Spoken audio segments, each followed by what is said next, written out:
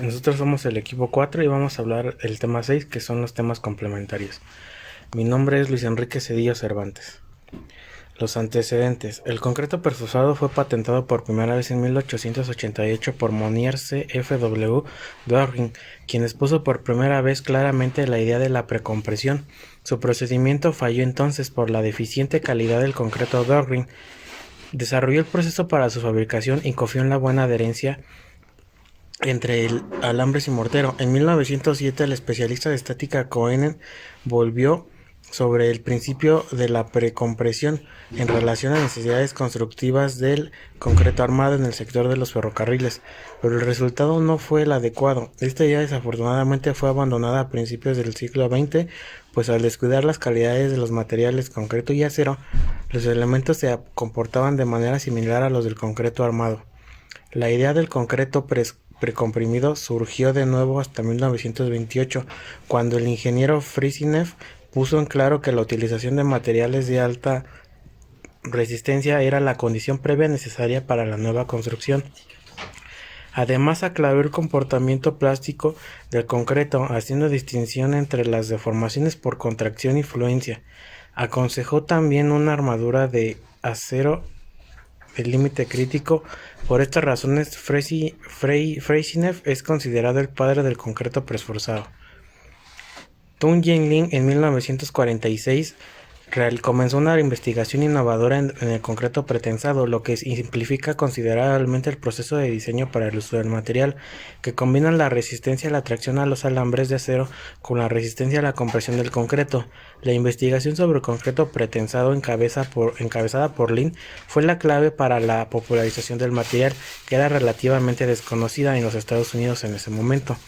En 1958 empezó a utilizar este elemento estructural en el concepto de la construcción de un puente sobre el estrecho de Bering, conocido como el Puente de la Paz Internacional, así como el Centro de Convenciones Moscones en San Francisco, el Puente de Gandu en Taiwán y el techo del Hipódromo Nacional en Caracas, Venezuela. El tema 6.1 es la introducción. Como material estructural y de construcción, el concreto reforzado constituye una de las mayores aportaciones tecnológicas a finales del siglo XIX, que ha permitido un importante desarrollo de la infraestructura desde entonces hasta nuestros días, permeado a todos los niveles sociales y económicos y rebasando fronteras internacionales. En el caso particular del concreto reforzado, el comportamiento global del conjunto es el resultado de la combinación de varios componentes materiales que interactúan a diferentes escalas, generando localmente fenómenos de disipación, como el agrietamiento del concreto y la plastificación del acero de refuerzo, asociados a la compatibilidad de deformaciones y a la transferencia de esfuerzos. Esto da origen a un fenómeno conocido como interacción acero-concreto o adherencia, el cual no es perfecto y al degradarse puede afectar el agrietamiento, disminuir la durabilidad y modificar la respuesta dinámica del sistema estructural en su conjunto. Este trabajo tiene como objetivo presentar de la manera breve una relación de diversos trabajos de investigación realizados en el tomo del fenómeno de adherencia y cómo dicha fenomenología ha sido considerada en el análisis y diseño de las estructuras de concreto reforzado. Adherencia. La adherencia es la interacción física que se produce entre la masa del concreto y las barras cilíndricas de acero que se ahogan dentro de esta, y que se localiza en la interfaz de estos dos materiales, permitiendo la transferencia en continuidad de esfuerzos y fuerzas entre los dos cuerpos en contacto, asegurando con ello un trabajo en conjunto. El fenómeno presenta tres fases bien identificadas. Etapa de pseudoadherencia, perfecta asociada a la adherencia química. Y bueno, esto sería todo por mi parte. En el caso particular del concreto reforzado, el comportamiento global del conjunto es el resultado de la combinación de varios componentes materiales que interactúan a diferentes escalas, generando localmente fenómenos de disipación, como el agrietamiento del concreto y la plastificación del acero de refuerzo, asociados a la compatibilidad de deformaciones y a la transferencia de esfuerzos. Esto da origen a un fenómeno conocido como interacción acero-concreto o adherencia, el cual no es perfecto y al degradarse puede afectar el agrietamiento, disminuir la durabilidad y modificar la respuesta dinámica del sistema estructural en su conjunto. Este trabajo tiene como objetivo presentar de la manera breve una relación de diversos trabajos de investigación realizados en el tomo del fenómeno de adherencia y cómo dicha fenomenología ha sido considerada en el análisis y diseño de las estructuras de concreto reforzado. Adherencia. La adherencia es la interacción física que se produce entre la masa del concreto y las barras cilíndricas de acero que se ahogan dentro de esta, y que se localiza en la interfaz de estos dos materiales, permitiendo la transferencia en continuidad de esfuerzos y fuerzas entre los dos cuerpos en contacto, asegurando con ello un trabajo en conjunto. El fenómeno presenta tres fases bien identificadas. Etapa de pseudoadherencia, perfecta asociada a la adherencia química. Y bueno, esto sería todo por mi parte. Hola, yo soy Pedro Romero Isaías Carlos y bueno, siguiendo con las etapas, sigue la etapa de deslizamientos de transición. Estos se provocan por el microagrietamiento inducido por el bloqueo mecánico creado por la presencia de las nervaduras de la varilla de acero incrustadas en el concreto circundante. Eh, la otra fase es la de grandes deslizamientos asociados a un mecanismo de fricción entre dos posibles superficies rugosas, acero concreto o concreto concreto. Y bueno, de manera simplificada, el fenómeno también es conocido como rigidez de tensión, que corresponde a la transformación de las fuerzas internas de tracción desarrolladas internamente en la barra de acero en esfuerzos superficiales de cortante que aparecen en la superficie de las mismas barras, transmitiéndose de ese modo al concreto circundante que tendrá que equilibrarlos y viceversa. El fenómeno de interacción corresponde precisamente a la capacidad del concreto a deformarse y degradarse localmente, que crea una especie de camisa o envoltura alrededor de la barra de acero, cuyas propiedades cinemáticas y materiales difieren notablemente respecto a las del concreto o a las del acero de refuerzo. Y bueno, siguiendo con el tema 6.2, que son los anclajes. Bueno, los anclajes son los elementos que transfieren al concreto la fuerza de preesfuerzo y conservan el estado de tensión en la armadura activa. Los anclajes pueden ser pasivos o activos. Y bueno, los anclajes pasivos son los que se ubican en el extremo del cable por donde no se aplica el preesfuerzo. Estos pueden ser clasificados en tres grupos. El número uno es el anclaje por adherencia. Este tipo de anclaje transmite la fuerza de preesfuerzo al hormigón directamente por el fenómeno de adherencia conocido como efecto Oyer, el cual ocurre al liberar los alambres pretensados del banco de anclaje, donde aumenta su diámetro en los extremos a causa de la desaparición de la constricción transversal. Este tipo de anclaje se mejora con la utilización de alambres corrugados que provocan el fenómeno del sillamiento. Y bueno, el otro grupo es anclaje semiadherentes. Estos se utilizan tanto el efecto Oyer de adherencia como anclajes de apoyo directo sobre el concreto para transmitir la fuerza de preesfuerzo. Y por último tenemos el anclaje de los no adherentes. Estos transmiten la fuerza de preesfuerzo a través de apoyos directos sobre el concreto, igual que en los anclajes activos. Y bueno, esto sería todo por mi parte. Mi nombre es Brenda Yanel López Vázquez y continuando con el tema anterior, los anclajes activos, estos son los que se ubican en los extremos del cable y es por donde se va a aplicar el preesfuerzo. Eh, Son sistemas que deben de tener una mecánica definida, ya que estos deben de cumplir con ciertas demandas de diseño y que deben de tener una manejabilidad de aplicación para que estos puedan ser utilizables. Los tipos de anclaje más utilizados actualmente son los de cuña, los de cabeza recalada y los de rosca. Estos pueden estar unidos o no a los cables y en su mayoría pueden ser utilizados como anclajes pasivos. Las zonas de anclaje, aquí las vigas con tendones postensados se deben de utilizar bloques extremos con el fin de distribuir las cargas concentradas del preesfuerzo en el anclaje. Estos bloques deben de tener suficiente espacio para la colocación del acero de preesfuerzo y también para colocar los dispositivos de anclaje, y estos deben de estar diseñados para resistir la fuerza máxima del tensado y de igual forma la fuerza última de diseño de los tendones. Aquí se va a estar utilizando un FR igual a 0.9 para el concreto. Para que se pueda evitar la ruptura y también el agrietamiento, el desprendimiento del recubrimiento, se deben de colocar los miembros postensados por la separación y la cantidad que deben de ser recomendadas por el fabricante.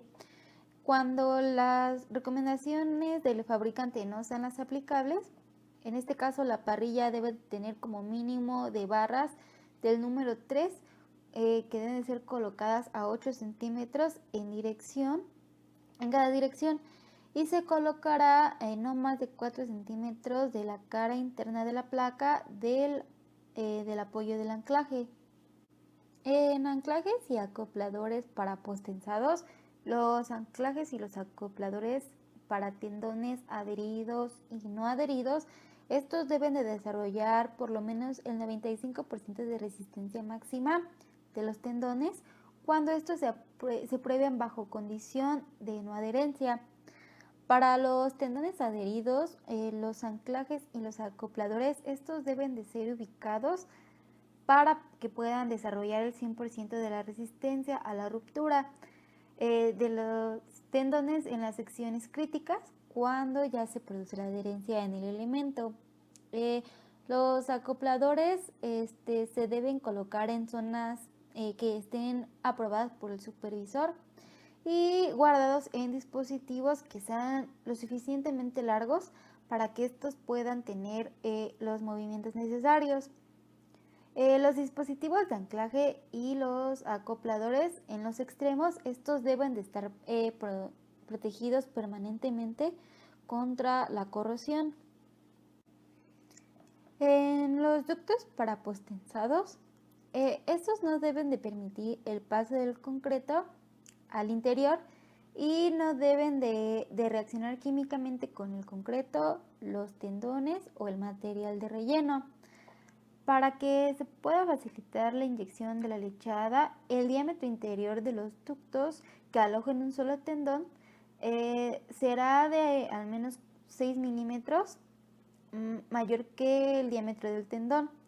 El área transversal interior de ductos que se alojen varios tendones será por lo menos igual al doble del área transversal de todos los tendones. Ahora les voy a hablar del tema 6.3, que son las pérdidas de preesfuerzo. A partir de la fuerza del tensado original en el elemento de concreto preesforzado, se va a presentar pérdidas que se deben de considerar para calcular la fuerza del preesfuerzo de diseño efectiva que se debe de tener cuando se aplica la carga. En este caso, la fuerza efectiva no se puede medir fácilmente. Solo se puede determinar convencionalmente la fuerza total de los tendones en el momento del preesfuerzo inicial. Bueno, el preesfuerzo efectivo, es menor que el preesfuerzo inicial, y la diferencia entre estos es la pérdida de la fuerza del preesforzado. Las pérdidas en la fuerza del preesforzado, estas pueden ser dos. La primera es aquella que va a ocurrir inmediatamente durante la construcción del elemento. La segunda es la que va a ocurrir a través de un periodo de tiempo largo. La fuerza del tensado del gato, esta se puede reducir a una fuerza inicial debido a las pérdidas por el deslizamiento del anclaje, la fricción, la relajación instantánea del acero y el acortamiento elástico del concreto comprimido. A través de que transcurre el tiempo, la fuerza se va a reducir gradualmente, primero rápidamente y ya después va a ser lentamente. Esta va a ser debido a los cambios de longitud provenientes de la contracción y del flujo plástico del concreto. también debido a la relajación diferida del acero totalmente preesforzado. Y después de un periodo de muchos meses, o también igual pueden ser años, los cambios posteriores en los esfuerzos, estos van a ser muy insignificantes y se alcanza una fuerza pretensora constante definida como la fuerza pretensora efectiva o final. Mi nombre es Jacqueline Ramírez Félix y les voy a continuar hablando sobre las pérdidas del preesfuerzo. Y bueno, en este caso se utilizan diferentes fórmulas para las diferentes pérdidas del preesfuerzo, pero en algunos países se utilizan diferentes códigos y las fórmulas igual son distintas para algunos libros. En la primera fórmula tenemos en miembros pretensados y esta sería la pérdida total que sería en kilogramos sobre centímetros cuadrados y es igual a la pérdida debido al acortamiento elástico más la pérdida debido a la contracción más la pérdida debido al flujo plástico del concreto más la pérdida debido a la relajación del acero y estas son igual a kilogramos sobre centímetro cuadrado. En la segunda fórmula tenemos en miembros postensados que se utilizan obviamente la pérdida total y deslizamiento del anclaje más la pérdida debido al acortamiento elástico más la pérdida debido a la contracción más la pérdida debido al flujo plástico del concreto más la pérdida debido a la relajación del acero y todas estas igual son por kilómetros por centímetro cuadrado. En la presentación se puede observar una tabla en la que se clasifica en los tipos de pérdidas y en la etapa en la que sucede esto. Bueno, el deslizamiento del anclaje sucede en la etapa de elementos pretensados y elementos potenciados en la transferencia de aplicar los gatos. El acotamiento elástico del concreto sucede en la etapa de la transferencia, en la relajación instantánea del acero, igual sucede antes de la transferencia. Y bueno, la contracción del concreto sucede en la etapa después de la transferencia, mientras que el flujo plástico también pasa por la transferencia. De igual manera, la relajación diferida del acero sería después de la transferencia. Ahora les hablaré sobre el tema 6.4 que serían conexiones de apoyos. En estas conexiones de apoyos tenemos que los medios de conexión en estos elementos de concreto preesforzado pueden ser los siguientes. Conexiones en sistemas de piso prefabricado. Estos son los sistemas de apoyo para elementos de piso de concreto preparados que pueden ser tipo simple o continuo. La conveniencia del empleo de estos sistemas difiere de tipo de aplicación. Conexiones en marcos.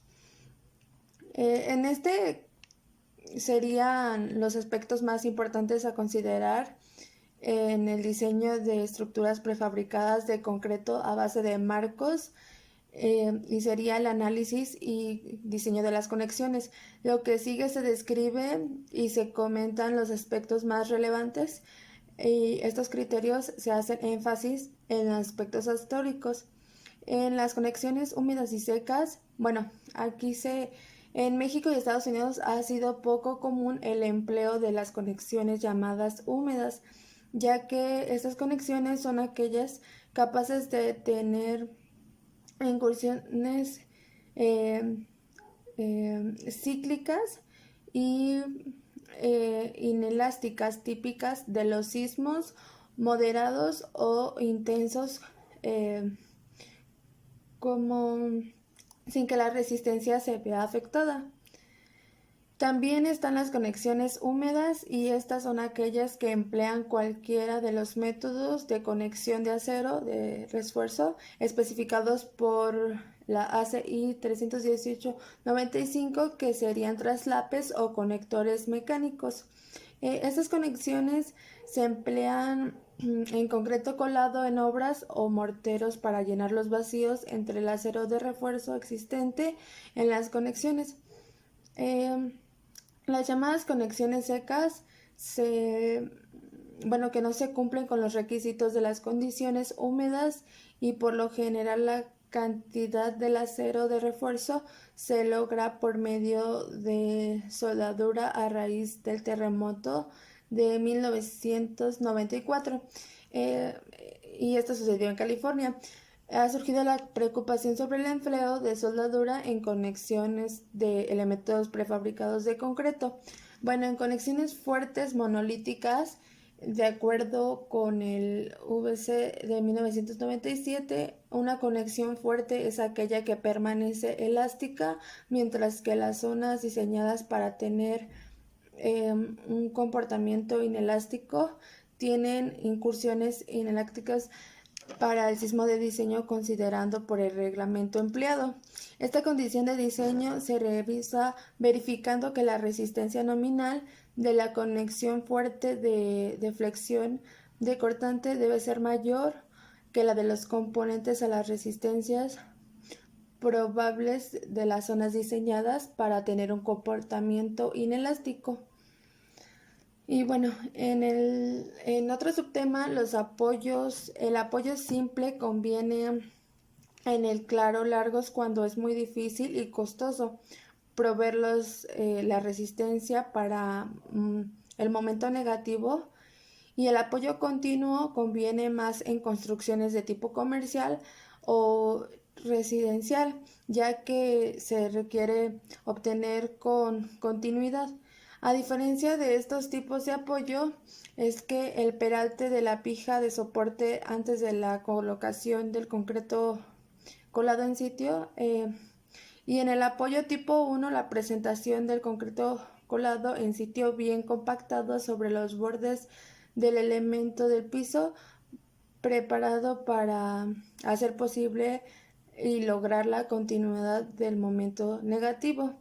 Es recomendable que se rompan las orillas de los huecos en los paneles de piso, calculando para que penetre el concreto colado en sitio y se logre así la transferencia de esfuerzos cortantes. En el apoyo tipo 2, si los huecos verticales entre la viga de soporte y de los paneles de piso son muy pequeños, entonces es diferente lograr la penetración del concreto colado en sitio entre la viga y el corazón de los extruidos precolados. Esto puede reducir el esfuerzo cortante, disminuido el momento negativo. Además del apoyo que proporciona, la viga de soporte es mayor y se requiere menor número de puntales para colocar los paneles precolados. En el apoyo tipo 3, en este es más frecuentemente utilizar para vigas perimetrales o muros. No necesariamente se necesita colado en sitio sobre la viga de soporte, si no se desea un diagrama rígido. Y bueno, esto sería todo de mi parte. Mi nombre es Montoya Coronado Juan Carlos y yo les voy a hablar del tema 6.5, que es procedimiento constructivo. Para realizar el montaje hay que tener en cuenta los detalles de cada pieza a montar: vigas, losas, pilares, etc. El tipo de obra define en gran parte la forma en la que se montan las piezas, procedimientos para un correcto montaje, plano de montaje, secuencia de montaje, programa de montaje de pieza por día o semana, programa de cargas, transporte normal, transporte especial, selección de equipos de transporte especial, selección de grúas, selección de personal, planificación de compras y materiales de montaje, Las recomendaciones es que el sitio de la obra debe contar con una plataforma nivelada y compactada para recibir el peso de los camiones y grúas de montaje. Es aconsejable contar con accesos adecuados para camiones que transporten los prefabricados. Se contará con personal que vele por el cumplimiento del plan de calidad y el cuidado de la obra. Los montadores deben ser personas calificadas, que conozcan las piezas y que sepan cómo realizar el montaje. Lo mismo pasa con los operadores de grúas, que deben tener la capacidad necesaria para el manejo de los equipos. Los equipos de montaje habitualmente estarán formados por tres montadores y un gruista. Los montadores realizarán las labores de posicionamiento final, mientras el tercero engancha las piezas. Así evitamos que el montador tenga que subir y bajar en cada enganche. Las maniobras de la grúa serán dirigidas por un único montador y no realizarán ningún movimiento sin previa autorización de este. El riesgo de atrapamiento es alto, por lo que no se realizarán movimientos bruscos y no se acompañarán las piezas no se acompañarán las piezas con las manos. Una vez se compruebe que está bien enganchada la pieza, se saldrá del radio de acción de la grúa, esto para evitar golpes por movimientos imprevisibles de la pieza. Las jacenas se engancharán por los elementos de elevación situados en las mismas para tal fin. Antes del montaje de las vigas, se colocarán en estas mástiles y líneas de vida, al que posteriormente se sujetarán los trabajadores cuando vayan a colocar las placas. Se situarán estas son las cuerdas guía, cuando consideren que el balanceo de la pieza les puede ocasionar problemas para llevar a su ubicación definitiva. El montaje de las jacenas se realizará desde la plataforma elevadora en todo momento. Previa a la realización del enganche de las placas, el equipo de montajes comprobará que las dimensiones de las placas y el lugar donde van ubicadas son correctas, y que los apoyos donde asientan las placas están perfectamente planos, regularizados, los mismos en caso de que sea necesario, con la capa de mortero adecuado y mediante neopreno. A continuación se procederá a enganchar los útiles de izado. En medidas estandarizadas emplearemos un conjunto de cercha, pinza, en el resto de cadenas o eslingas textiles. Otra posibilidad, aunque menos habitual, es el uso de placas con ganchos de elevación incorporados a las piezas de aprehensión, o los ganchos de elevación incorporados a las propias piezas. Son los mejores sistemas porque permiten la mejor colocación de las placas, su ubicación definitiva sin que los montadores tengan que mover la placa. Está una vez situada en las barras, reduciendo los tiempos desperfectos y sobre todo disminuyendo los riesgos de sobreesfuerzo. El enganche de las placas estándar se realizará colocando el conjunto cercha pinza de elevación sobre la placa a enganchar, centrando el mismo sobre la placa. Una vez realizado el correcto apriete de las mordazas de la pinza, se colocarán las cadenas de seguridad bajo la placa, lo más ajustado posible. En todo caso, seguirán las indicaciones del fabricante en cuanto a los vuelos, capacidad, etc. Los trabajadores deben cuidar su ubicación, esto para evitar golpes o atrapamientos por balanceo del conjunto de cercha pinza. Una vez aproximada la placa al lugar de ubicación indicado en los planos, se retira la cadena de seguridad y se lleva a su sitio definitivo con ayuda de una palanqueta, evitando situar las manos en las zonas de peligro. Bueno, en conclusión, nosotros llegamos a que al analizar y considerar el contenido de este ensayo se puede definir y concluir que las estructuras de concreto preforzado es necesario conocer los conceptos básicos, ya que en México cada vez tiene un mayor auge debido a la ayuda a optimizar los tiempos de montaje en los proyectos y costos de producción. Y esto sería todo de mi parte.